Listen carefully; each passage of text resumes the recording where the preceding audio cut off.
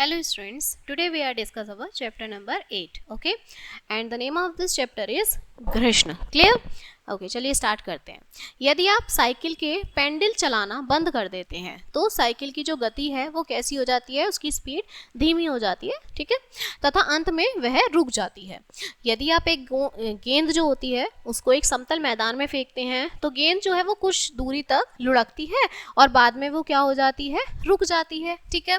आप जानते हैं कि गतिमान वस्तुओं को रोकने हेतु बल की आवश्यकता हमें होती है, ठीक है. जब कोई वस्तु किसी अन्य वस्तु के संपर्क में गति करती है तो एक बल जो है वो गतिमान वस्तु की गति को क्या कर देता है, धीमा कर देता है, ठीक है, जिसे हम क्या बोलते हैं, घर्षण बोलते हैं. ओके, मैदान में लुढ़कती हुई गेंद मैदान तथा गेंद के बीच लगने वाली जो घर्षण बल के कारण ही क्या हो जाती है, वो धीमी हो जाती है, कम हो जाती है.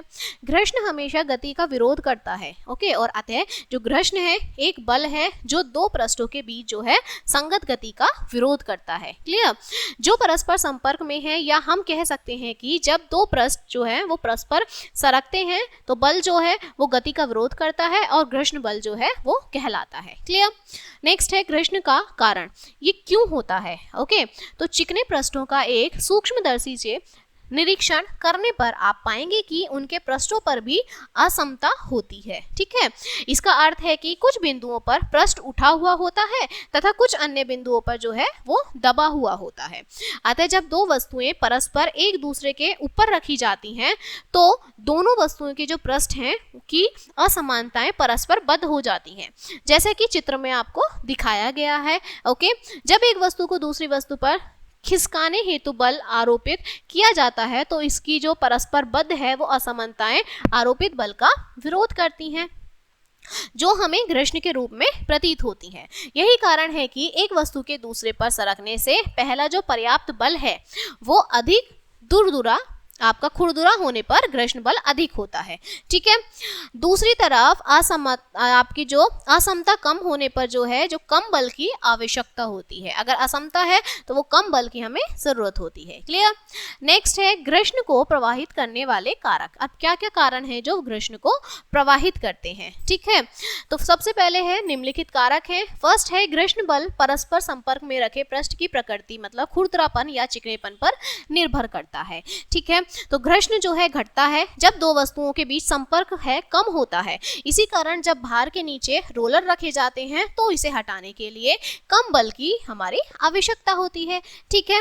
घर्षण गतिमान वस्तुओं की गति जो है वो धीमी क्यों कर देता है? क्योंकि इसे समझने हेतु हमें शामिल बलों के बारे में विचार करना होगा. जैसे उदाहरण है तो क्या होता है जब आप सड़क पर साइकिल चलाते हो तो दो प्रमुख बल जो है वो परस्पर विपरीत दिशा में कार्य करते हैं. वह बल जो आप साइकिल को आगे की ओर चलाने में आरोपित करते हैं तथा घर्षण, ठीक है, तो घर्षण गति की विपरीत दिशा में अवरोध उत्पन्न करता है. ओके, अतः जो इसकी गति है वो धीमी हो जाती है. यदि आप अपनी गति को तेजी से मंद करना चाहते हैं तो आप ब्रेक लगाना पड़ेगा आपको, ठीक है. पहिए तथा ब्रेक ब्लॉक के बीच अतिरिक्त घर्षण का अर्थ है कि गति के विपरीत बल अधिक होना, ज्यादा होना. अतः आप तेजी से मंद होते हैं. यदि घर्षण ना हो तो इस पर जो बल है वो आरोपित करने पर यह हमेशा चलती ही रहती है, ठीक है. अगर आप उसे कम नहीं करेंगे तो वो चलता ही रहेगा, ठीक है. नेक्स्ट है घर्षण बल जो है वो सामान्य अभिक्रिया के प्रत्यक्ष रूप से अनुक्रमानुपाती होता है. यदि जो F घर्षण बल जो है तथा R सामान्य अभिक्रिया हो तो F क्रॉस R मतलब F इंटू S या F is equals to MR होता है. यहाँ जो M है वो घर्षण बल का नियतांक होता है, ठीक है. घर्षण बल जो है वो संपर्क क्षेत्र पर स्वतंत्र होता है, बिल्कुल फ्री होता है. ओके, नेक्स्ट है घर्षण के प्रभाव. तो घर्षण जो है वो गति का विरोध करता है. घर्षण से जो वस्तुएं हैं वो घिस तथा फट जाती हैं. ओके, उदाहरण के लिए मशीनों के पुर्जे जो हैं वो घर्षण से घिस जाते हैं. नेक्स्ट है जो घर्षण है उससे ऊर्जा उत्पन्न होती है. उदाहरण हथेलियों को जो है परस्पर रगड़ने से जो घर्षण के कारण ऊष्मा है वो उत्पन्न होती है. मशीनों के जो पुर्जे हैं वो घर्षण के कारण क्या हो जाते हैं, गर्म हो जाते हैं. ओके, नेक्स्ट है हमारा घर्षण के प्रकार. सबसे पहला है हमारा स्थैतिक घर्षण. ओके, तो यदि हम कम बल से लकड़ी के गुटके को मेज पर धकेलें, लेकिन यह गतिमान ना हो, तब दो पृष्ठों के जो बीच है वो उत्पन्न घर्षण बल को स्थैतिक घर्षण हम कहते हैं। अतः घर्षण बल जो दो वस्तुओं को एक दूसरे के ऊपर सरकने नहीं देता वो हमारा क्या कहलाता है, स्थैतिक घर्षण है कहलाता है। ठीक है, यह स्वतः व्यवस्थित होने वाला बल होता है जो क्रियाशील होता है। ठीक है, परंतु गति को रोकने हेतु आवश्यक भी होता है। ठीक है, मतलब जरूरी भी होता है। अतः वस्तु में वास्तव में कोई गति जो है वो नहीं होती। क्लियर, वह बल जो पहले दूसरे वस्तु के पृष्ठ पर वस्तु को रोक देता है सीमांत घर्षण कहलाता है। यह घर्षण का अधिकतम स्थैतिक बल है जो एक वस्तु के दूसरे वस्तु पर घिसने पर क्या करता है, क्रियाशील होता है। ओके, सेकेंड हमारा आता है गतिक घर्षण। यदि हम मेज पर रखे लकड़ी के गुटके पर आरोपित बल को इस प्रकार मापें कि गुटका धीरे धीरे खिसके, तब लगने वाले जो घर्षण बल को गतिक घर्षण आप कहते हैं। ठीक है, थर्ड है लोटनिक घर्षण। तो जब कोई वस्तु दूसरे वस्तु के पृष्ठ पर लुढ़कती है तो पृष्ठों के बीच उत्पन्न घर्षण को लोटनिक घर्षण कहते हैं। लोटनिक घर्षण जो है वो स्थैतिक या गतिक घर्षण की अपेक्षा बहुत कम होता है। ओके, अतः चलने वाली जो वस्तुओं हैं जैसे कार, स्कूटर, बस आदि में पहिए होते हैं। भारी वस्तुओं को सर्पी घर्षण के उच्च मान के कारण चलाना कठिन है, लेकिन इस वस्तु को पहियों के साथ चलाना जो है वो आसान हो जाता है, बहुत इजी हो जाता है, क्योंकि जो आपके लोटनिक घर्षण है वो सर्पी घर्षण की अपेक्षा बहुत ही ज्यादा क्या होते हैं, कम होते हैं। ठीक है, नेक्स्ट है गतिज घर्षण जो है वो सीमांत घर्षण की अपेक्षा थोड़ा सा कम क्यों होता है। अब ऐसा क्यों है, क्योंकि आप जानते हो कि जो घर्षण है वो परस्पर संपर्क में रखी दो वस्तुओं के पृष्ठ पर असत्ता के अंत स्पर्श के कारण ही होता है। दो सरकने वाली वस्तुओं के जो पृष्ठ हैं उनके बीच असत्ताओं को खोलने हेतु आवश्यक बल की अपेक्षा दो स्थिर वस्तुओं के पृष्ठों के बीच असत्ताओं को खोलने हेतु अधिक बल की आवश्यकता होती है, हमें जरूरत होती है। अतः सीमांत घर्षण जो है वो हमेशा गतिज घर्षण से छोटा होता है। क्लियर, संकलन चित्र जो है वो स्प्रिंग तुला पर आरोपित बल तथा घर्षण बल के बीच एक ग्राफ प्रदर्शित करता है। ये हमारा ग्राफ है। क्षेत्र ए बी जो है वो स्थैतिक घर्षण है, ठीक है, जो प्रदर्शित करता है जो स्वतः व्यवस्थित है। ठीक है, बीसी जो है वो सीमांत घर्षण का परिमाण है, प्रदर्शित करता है। डीई गतिज या फिर आपकी सर्पी घर्षण का परिमाण प्रदर्शित करता है। ओके, चलिए नेक्स्ट हमारा है, ये हमारे कुछ एक्सपेरिमेंट्स हैं। ओके, स्थैतिक, सीमांत और गतिज घर्षण को इससे हम समझते हैं। क्लियर, नेक्स्ट है सीमांत घर्षण के नियम क्या होते हैं। तो ये हमेशा वस्तु की गति का विरोध करता है। ओके, जो वस्तु है उसकी गति का विरोध करता है तथा आरोपित बल की दिशा को विपरीत दिशा में कार्य करता है। यह परस्पर संपर्क में रखे पृष्ठों की प्रकृति पर जो है निर्भर होता है कि उसकी कैसी प्रकृति है। ठीक है, थर्ड है यह वस्तु के भार में वृद्धि होने पर बढ़ता है तथा कम होने पर घटता है। ओके, फोर्थ है यह वस्तु के भार वाले स्थान पर दो पृष्ठों के बीच संपर्क क्षेत्र पर स्वतंत्र होता है तथा पृष्ठ की जो प्रकृति है वो बिल्कुल भी नहीं बदलती। क्लियर, ओके, नेक्स्ट है निम्नलिखित उपयोग है ये आपके, ठीक है, जो ये पुष्टि करते हैं, ये सिद्ध करते हैं। ओके, नेक्स्ट वन इज द्रव तथा गैसों के कारण घर्षण। अब द्रव और गैसों में किस तरह से घर्षण होता है। ठीक है, तो देखिए जब कोई ठोस द्रव या फिर गैस में चलता है तो ठोस के पृष्ठ पर जो घर्षण है वो लगता है, लेकिन द्रव जो है ठोसों की तुलना में कम घर्षण बल आरोपित करते हैं तथा जो गैसें हैं वो ठोसों व द्रवों की तुलना में बहुत कम बल आरोपित करते हैं। ठीक है, नेक्स्ट है जल के कारण अब घर्षण के। अब लिक्विड में किस तरह से होगा, तो वस्तु का आवेश आकार जिसे चारों ओर एक द्रव मतलब वायु या जल आसानी से बह सकता है पर न्यूनतम घर्षण होता है, सबसे कम घर्षण होता है, यह आकृति धारा रेखीय आकृति कहलाती है। ठीक है, उदाहरण ये है, फर्स्ट है नाविक किनारे पर पहुंचने के लिए अपनी नाव के डंडों की उल्टी दिशा में चलाता है। यह नाव की चाल जो है वो घटा देता है तथा यह किनारे पर लग जाती है। ऐसा इसलिए होता है क्योंकि जल पर जो है बहुत कम घर्षण लगता है तथा इसी वजह से जो नाव है उसको रोकना बहुत ही ज्यादा मुश्किल हो जाता है, कठिन हो जाता है। नेक्स्ट हमारा सेकंड है जहाजों और जो नाव की आकृति है वो धारा रेखाई बनाई गई है। ठीक है, जिससे जो जल है वो चलते समय उन पर कम घर्षण लगे। क्लियर। थर्ड है तैरते समय जो तैराक है वो अपने शरीर को जितना हो सके धारा रेखाई करने की कोशिश करता है जिससे उस पर जो जल का कम से कम घर्षण लगे, ठीक है, दबाव कम से कम लगे। और फोर्थ है जो मछली का शरीर है वो भी धारा रेखाई होता है जिससे उन पर जल में जो है कम से कम घर्षण लग सके। क्लियर। नेक्स्ट है वायु के कारण घर्षण। अब वायु के कारण घर्षण क्या होता है, कैसे होता है? तो वायु का जो घर्षण है वो इतना कम होता है कि हम मुश्किल से इसे महसूस कर पाते हैं, हम इसे फील कर पाते हैं। जैसे पक्षियों के शरीर पर जो वायु द्वारा कम से कम घर्षण लगता है जिससे वे बहुत तेजी से उड़ सकते हैं, उड़ते हैं। ओके। वाहनों की आकृति धारा रेखाएं होती है जिससे इन पर जो वायु का न्यूनतम संभाव घर्षण ही लगे। ओके। टूटते हुए तारे पृथ्वी पर तेज चाल से प्रवेश करते हैं। ऐसी चाल पर वायु के कारण लगने वाला जो घर्षण है वो भी अधिक होता है। इस उच्च घर्षण के कारण टूटते हुए तारों का जो ताप है वो इतना उच्च अंश तक पहुंच जाता है कि वे आग पकड़ लेते हैं। क्लियर।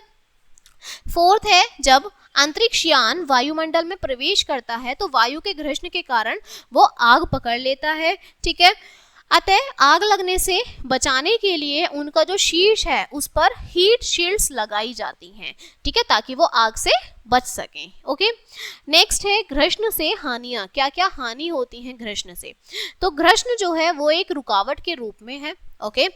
अब देखिए कई मानव क्रियाओं में घर्षण एक रुकावट की भांति कार्य करता है। निम्नलिखित क्रियाएं हैं, जैसे पहला है घर्षण के कारण मशीनों के जो पुर्जे हैं वो घिस जाते हैं जिससे मशीनें जो हैं वो कम समय तक ही चल पाती हैं। ओके।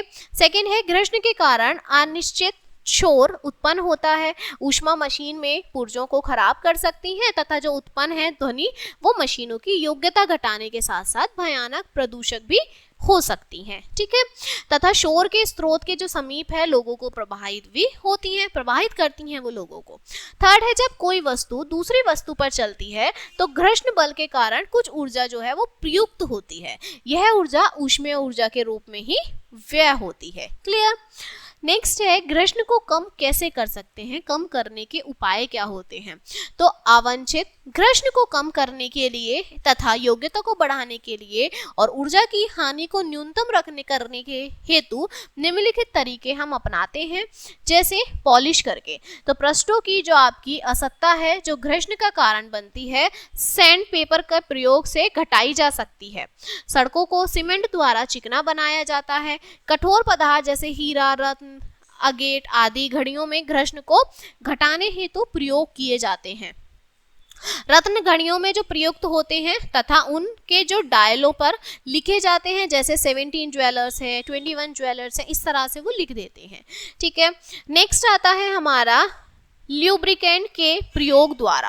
अब परस्पर संपर्क में रखे दो पृष्ठों के बीच जो घर्षण है उसको घटाने हेतु ल्यूब्रिकेंट प्रयोग किए जाते हैं, ठीक है।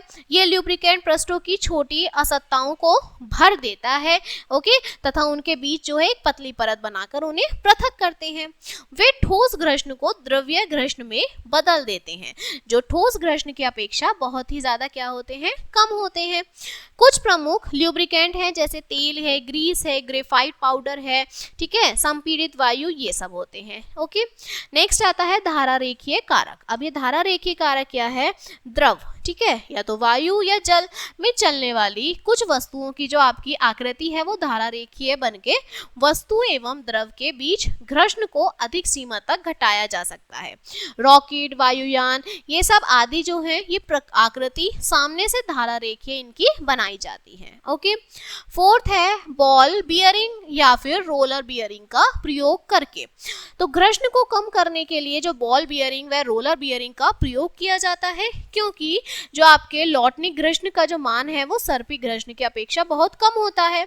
साइकिल व स्कूटर के जो पहिए हैं उनमें जो घर्षण है उसको कम करने के लिए बॉल बियरिंग पर सॉफ्ट चढ़ाई जाती है। ओके। चलिए, जो आपका लैटिनिक घर्षण है वो दो पृष्ठों के बीच सर्पी घर्षण की अपेक्षा 10 गुना कम होता है। कई भारी वस्तुएं जैसे आपकी सूटकेस में पहिए होते हैं, लगाए जाते हैं, इन्हें रोलर कहते हैं। ये रोलर क्या होते हैं? घर्षण को कम करते हैं तथा सूटकेस आसानी से ले जाते हैं आप लोग, ठीक है। बड़ी मशीनों को चलाने में जैसे वाहनों के पहिए, बॉल बियरिंग प्रयोग किए जाते हैं। बॉल बियरिंग जो है वो छोटी स्टील की गोलियां होती हैं जो एक्सेल व कप के बीच घूमने वाले स्थान पर लगाई जाती हैं। जब आपके एक्सेल घूमता है तो धातु की जो गोलियां भी इसके साथ घूमती हैं और इससे अधिक सीमा तक घर्षण जो है वो कम हो जाता है, घट जाता है। ठीक है, नेक्स्ट है साबुन के विलयन के प्रयोग द्वारा। चूंकि साबुन का जो विलयन है वो प्रकृति में चिकना होता है और इनका जो प्रयोग है वो मशीनों में कटिंग व ग्राइंडिंग के बाद घर्षण को कम करने में किया जाता है। ठीक है, जिससे न केवल घर्षण घटता है बल्कि जो कटिंग या फिर आपकी ग्राइंडिंग के दौरान उत्पन्न ऊष्मा है वो विलयन में उपस्थित जल द्वारा तेजी से दूर हो जाती है। ठीक है, पतले चूड़ों के प्रयोग द्वारा। अब जो पतले चूर्णे हैं उनके प्रयोग के द्वारा, तो ग्रेफाइट एक बहुत मुलायम ठोस है जिसे बहुत पतले चूर्ण के रूप में पीसा जाता है, मतलब बहुत पतला सा चूर्ण बना देते हैं। ठीक है, चूर्ण सा। यह मशीनों के उन भागों में ल्यूब्रिकेंट की भांति प्रयोग होता है जहां तेल नहीं दिया जा सकता। यह पृष्ठों के बीच असत्ताओं को भर देता है और इस प्रकार घर्षण जो है वो घट जाता है, कम हो जाता है। इस प्रकार पतले चूर्ण जैसे टैल्कम पाउडर का प्रयोग लुब्रिकेंट की तरह किया जाता है। उदाहरण है, हम इसे कैरम बोर्ड पर फैलाते हैं जिससे जो आपके कैरम बोर्ड और गोटियों के बीच का जो घर्षण है वो कम हो जाए। ठीक है, चलिए, घर्षण एक आवश्यक बुराई के रूप में। अब ये क्या चीज है, तो घर्षण जो है वो हमारे दैनिक जीवन में आवश्यक बुराई है। घर्षण के बिना हम वस्तुओं को गतिमान नहीं कर सकते, हम नहीं चल सकते और ना ही गतिमान वस्तुओं को स्थिर कर सकते हैं। चलते हुए को रोक सकते हैं और रोके हुए को चला सकते हैं बिना घर्षण के। ठीक है, अतः घर्षण हमारी दैनिक क्रियाओं के लिए निश्चित रूप से आवश्यक है। इसके विपरीत घर्षण जो है वो ऊर्जा को व्यर्थ करता है और मशीनों के पुर्जों को घिस देता है तथा गति को जो है वो कम कर देता है। ठीक है, अतः स्पष्ट है कि यह एक आवश्यक हानिकारक है, क्योंकि जो इसके बिना हम अपने दैनिक कार्य जो डेली के वर्क होते हैं उसको करने में असमर्थ होते हैं और साथ ही जो इससे ऊर्जा है, चाल है आदि की भी हानि होती है। ठीक है, नेक्स्ट वन इज घर्षण बल के लाभ। अब ये तो इनकी हानि थी, अब इनके लाभ क्या हैं? ओके, तो घर्षण जो है वो कई प्रकार से आवश्यक भी है, जैसे कि फर्स्ट है, हम चलने में असमर्थ होंगे यदि हमारे जूतों के तलवे तथा जमीन के बीच कोई घर्षण न हो। चलते समय पृथ्वी पर दाब डालते हैं तथा घर्षण बल जो है वो विपरीत दिशा में कार्य करता है, अपोजिट दिशा में कार्य करता है। आगे की ओर पैर पर घर्षण बल की जो क्रिया है वो चलने में सहायता करती है, जबकि ऊर्ध्वाधर दिशा में अभिक्रिया बल जो है वो शरीर के भार को संतुलित करता है। जब वर्षा के बाद सड़क या जमीन सूख जाती है तो घर्षण जो है वो कम हो जाता है तथा अभिक्रिया द्वारा पर्याप्त बल प्राप्त नहीं होता, अतः जो चलना है वो बहुत कठिन हो जाता है। देखिए, बारिश के बाद बहुत मुश्किल हो जाता है चलना।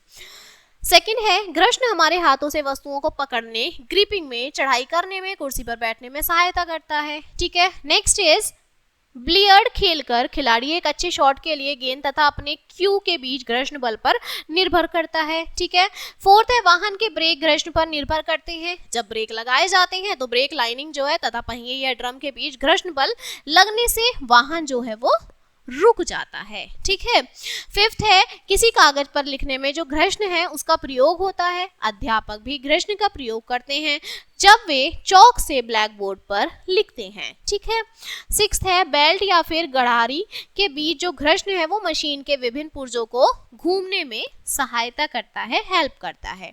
ठीक है, घर्षण जो है वो लकड़ी में पेंच या कील को जकड़े रखता है। घर्षण के कारण ही नट या फिर बोल्ट जो है वो परस्पर जुड़े रहते हैं, आपस में जुड़े रहते हैं।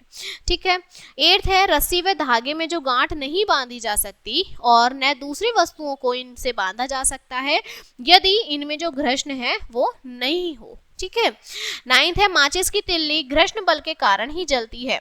घर्षण बल से तिल्ली के सिरे का ताप इतना बढ़ जाता है कि इससे उपस्थित जो आपका रसायन है वो आग पकड़ लेते हैं। ठीक है, टेंथ है, एथलीटों के जूतों के नीचे जो है वो छोटी छोटी कीलें होती हैं जो घर्षण को बढ़ाकर उन्हें फिसलने से बचाती हैं ताकि वो फिसले नहीं। ठीक है, नेक्स्ट है, सड़क व वाहनों के जो पहिए हैं उनके बीच घर्षण आवश्यक है, इसलिए पहियों पर विशेष प्रकार की दरारें बनाई जाती हैं जिससे कि उन पर पर्याप्त घर्षण लग सके।